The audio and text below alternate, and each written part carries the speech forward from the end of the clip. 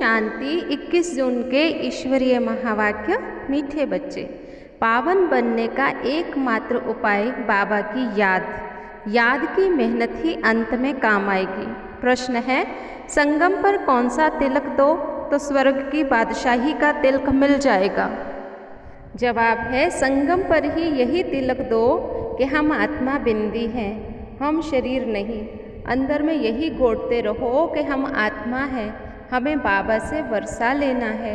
बाबा भी बिंदी है, हम भी बिंदी हैं। इस तिलक से स्वर्ग की राजाई का तिलक प्राप्त होगा। बाबा कहते, मैं गारंटी करता हूँ, तुम याद करो तो आधा कल्प के लिए रोने से छूट जाएंगे। ओम शांति। मेन पॉइंट्स हैं। बाबा कहते, बच्चे तुम्हें याद की मेहनत करनी है।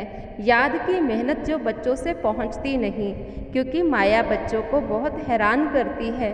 बाबा की याद भूल जाती, दूसरों की याद आ जाती। बाप अथवा साजन को याद ही नहीं करते। ऐसे साजन को तो कम से कम 8 घंटा याद करने की सर्विस देनी चाहिए, अर्थात साजन को मदद देनी चाहिए याद करने की। बाबा कहते, बच्चे बाप को याद करना चाहिए, ये तो बहुत बड़ी मेहनत है। गीता में भी है, मन मना भव। बाप की याद भूल जाते हैं, इसलिए बहुत धोखा खाते हैं। रावण बहुत धोखेबाज है, आधा कल्प का यही दुश्मन है। इसलिए बाबा कहते, रोज सवेरे सवेरे उठकर ये विचार सागर मंथन करो और यही चार्ट रखो, कितना समय हमने बाप को याद किया, कितनी जंग उतरी होगी। सारा मदार बच्चे याद के ऊपर है। या बच्चों को पूरी कोशिश करनी चाहिए बाबा से पूरा वर्षा पाने की, नर से नारायण बनने की। अपने को आत्मा समझ बाप को याद करना है, नहीं तो फिर अंत में बहुत बहुत पछताएंगे, बहुत धोखा खाएंगे। कई ऐसे जोर से थप्पड़ लगेगा जो माया एकदम काला मुंह करा देगी। बाप आए हैं गोरा मुंह बनाने। इस समय बाप को याद करना चाहिए। कोई कितना भी दान पुण्य आदि करे, कितनी भी मेहनत करे, चाहे आग में जाते रहें, कुछ भी काम नहीं आ सकता सिवाय एक बाप की याद के।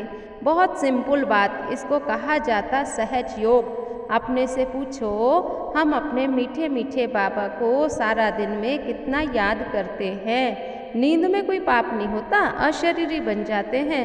बाबा कहते, बच्चे तुम याद करने की मेहनत करो, बाहर के वाहियात संकल्पों को उड़ा दो। वायुमंडल तो बहुत खराब है। मैं तुम्हें अब इतना सुख देता हूँ कि फिर तुम्हें मुझे भी याद करने की दरकार नहीं रहेगी। अब बाप कहते, बच्चे मैं निराकार हूँ, तो मुझ निराकार बाप को याद करो। तुमने मुझे पहचाना तो मेरी श्रीमत पर चलो। अपने को आत्मा समझो, हमको घर जाना है, ये शरीर छोड़ना है, बाकी टाइम तो मुझे सर्विस में लगाना है। तुम बच्चे बहुत गरीब हो, इसलिए बाबा को तरस पड़ता है।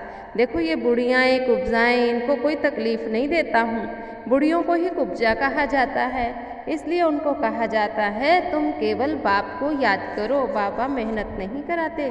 बाबा कहते, बच्चे तुम्हें तो पूरा वर्षा पाना है, तुम पुरुषार्थ नहीं करते हो, प्रजा तो आप ही बन जाएगी। राजा बनने में मेहनत है। हर एक अपने दिल से पूछे, हम कहाँ तक बाप की याद में हर्षित रहते हैं? हम फिर से देवता बनते हैं। एकांत में बैठ अपने साथ बातें करो। बाबा ने कहा, बच्चे ट्राई करके तो देखो, अपने लिए कुछ तो करो। जितनी मेहनत करेंगे उतना अच्छा है। देखो ये कॉलेज और हॉस्पिटल है, वो भी कॉलेज और हॉस्पिटल बनाते तो एवज़ा मिलता है।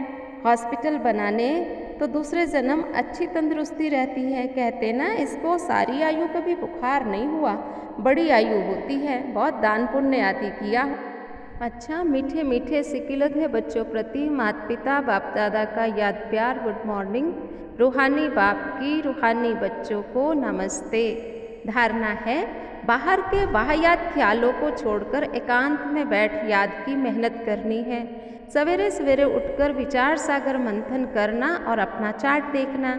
जैसे भक्ति में दान पुण्य का महत्व है, ऐसे ज्ञान मार्ग में याद का महत्व है। याद से आत्मा को एवर हेल्दी वेल्दी बनाना है और शरीरी रहने का अभ्यास करना है। आज का वरदान, वाचा द्वारा ज्ञान रत्नों का दान करने वाले मास्टर नॉलेजफुल भव। जो वाचा द्वारा ज्ञान रत्नों का दान करते हैं, उन्हें मास्टर नॉलेजफुल का वरदान प्राप्त होता है। उनके एक एक शब्द की बहुत वैल्यू होती है। उनका एक एक वचन सुनने के लिए अनेक आत्माएं प्यासी होती हैं। हर एक शब्द में सेंस भरा हुआ होता है। उन्हें विशेष खुशी की प्राप्ति होती है। उनके पास खजाना भरपूर रहता है, इसलिए वे सदा संतुष्ट और हर्षित रहते हैं। उनके बोल प्रभावशाली हो जाते हैं। वाणी का दान करने से वाणी में बहुत गुण आ जाते हैं। स्लोगन है, सब राज्य के मालिक बनो तो संपूर्ण वर्षे का अधिकार मिल जाएगा।